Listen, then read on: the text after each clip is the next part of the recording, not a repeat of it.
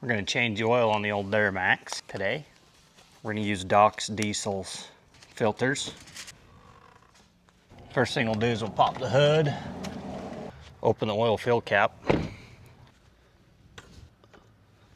13 millimeter.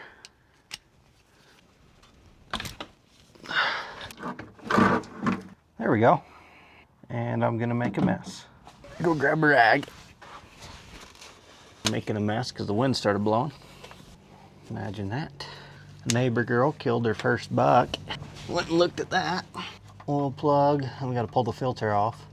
Get that drained and replaced. See if this will minimize my mess. Right there, blue handles. Yeah. Okay. Well, thank you. Shit. Well, that didn't work like I wanted it to.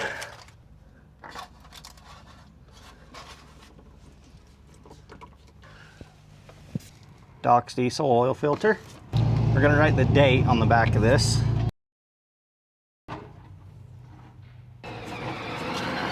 And put that on hand tight. Got the plug in, new filter, add oil. T4 1540 for the old girl. And then we'll fill these jugs with used oil. I love how the wind just has to blow. I'm gonna have to look up how many, I think it's 10 quarts for a 6.6 Duramax. Just have to look and make sure. We'll fire it up and check for leaks.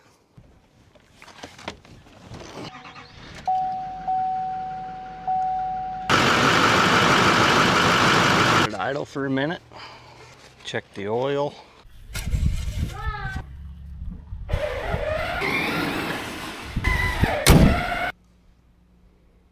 Got the oil changed in the Duramax. I emptied this jug and put them in the oil jugs that I put in the Duramax, and I had another one of these that I took a couple quarts out of to add in there.